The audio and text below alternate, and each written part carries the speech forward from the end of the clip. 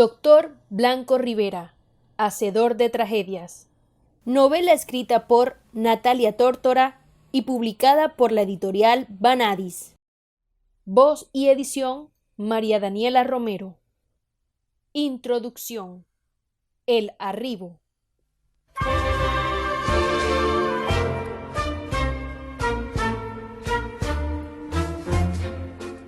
En 1868, Buenos Aires era una de esas urbes a las que se iba para escapar de los recuerdos que te perseguían en el día a día, para huir del pasado y, en algunos casos, para comenzar desde cero con otra identidad. Era una ciudad joven y alejada del resto del mundo en la que existía la promesa de que los sueños podían cumplirse para quienes supieran cómo soñarlos, un sitio en el que las fortunas se cosechaban si uno sabía dónde plantar sus metas.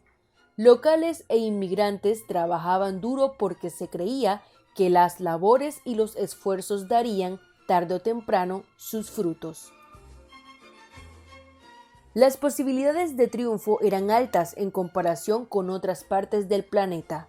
Desde Europa llegaban con frecuencia personajes extravagantes que se trasladaban en barcos de todo tipo. Arribaban desde España y desde Italia, desde Inglaterra y desde Portugal. Desde países que no conocían el idioma y también desde el norte del continente americano. Los motivos para el traslado variaban, cada caso era único. Muchos extranjeros llegaban para quedarse, aunque eso significase vivir entre la mugre de los conventillos por tiempo indeterminado. Otros huían con el rabo entre las patas de sus familias, de compromisos y de bodas indeseadas, de herencias perdidas, de deudas, de expectativas de terceros e incluso de la ley.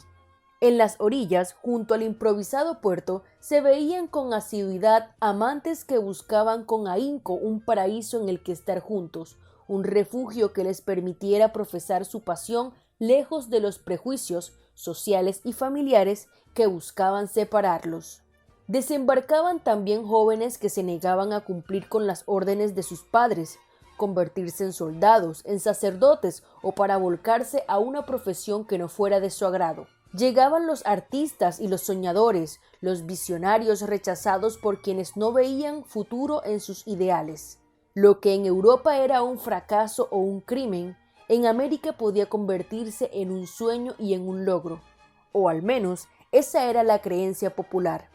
Triunfar y cumplir con las metas no era sencillo, y muchos se rendían en el camino.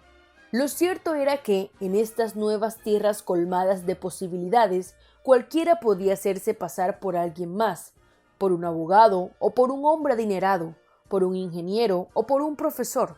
Solo era cuestión de poder fingir, de ser un buen actor.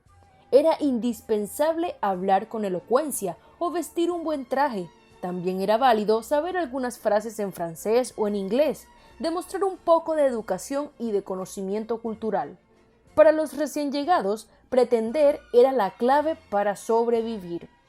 Quien fuese capaz de convencer a los porteños de su alto estatus sería recibido entre los mejores círculos. En Buenos Aires vivieron falsos nobles, profesionales sin título universitario y supuestos magnates del comercio con fortunas al otro lado del océano.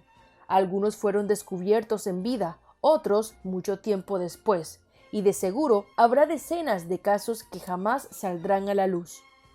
A medida que en Europa el boca en boca despertaba ilusiones, los barcos comenzaban a llegar con mayor frecuencia. Las promesas de tierras para el cultivo, de comida en abundancia y de fortunas fáciles de lograr atraían cada día a más personas. A los desesperados y a los rechazados, a los oportunistas y a aquellos que no tenían nada que perder. Sin embargo, el brillo en las miradas de muchos viajeros se apagaba cuando la vista de la costa de Buenos Aires aparecía en el horizonte.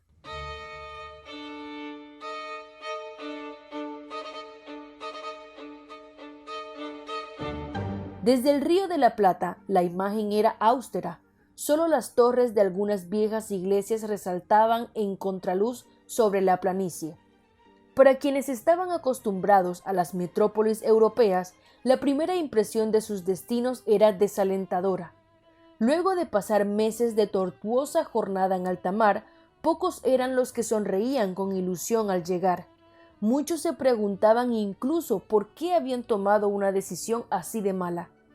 Pero llegaban, porque en ese momento era tarde para arrepentirse y regresar. Si el tamaño del barco y el estado del Río de la Plata lo permitían, el navío internacional lograba acercarse lo suficiente como para que sus pasajeros se trasladaran a carruajes altos que los acercarían a la costa con los pies húmedos y embarrados. La existencia de un puerto real obligaba a muchos navegantes a esperar por botes o por vaporcitos que los arrimaran hasta tierra firme. Con la ropa fría y sucia, la ciudad les daba una triste y húmeda bienvenida a los viajeros y a sus nuevos residentes. A partir del momento en el que uno posaba sus pies sobre Buenos Aires, cualquier cosa podía ocurrir. Esta ciudad portuaria en particular ha sido siempre una tierra inesperada, tormentosa en cuanto a sus repentinos cambios. En esa época, ser un extranjero entre las calles de la urbe era jugar con el destino y lanzarse a los brazos del azar. Todo podía pasarle al inmigrante, o quizá nada le ocurriera, dependía de su suerte. Muchos registros se han perdido sobre este periodo de la historia, sobre los nombres que los viajeros apuntaban al llegar y sobre los barcos que los trasladaban a través del oleaje. Sin embargo, quedan rastros de ciertos eventos. Hay uno en particular que se destaca entre el montón por su peculiaridad. Existen al menos un par de periódicos de la época que han mencionado el caso de la silenciosa llegada de la Gloire. El navío francés arribó poco antes de una madrugada otoñal.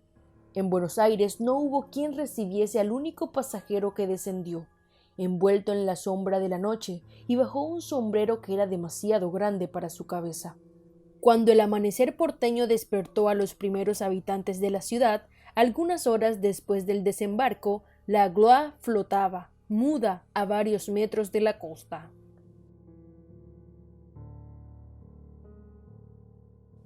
Dentro no había señales de vida o de muerte, solo el abandono de helados muros que repetían las voces de quienes revisaban sus recovecos, como si se burlara de su curiosidad.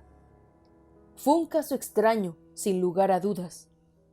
El doctor Hipólito Blanco Rivera, como se haría llamar Niabaya en tierra americana, se había internado en las calles de Buenos Aires antes de que los primeros rayos del sol bañaran su piel.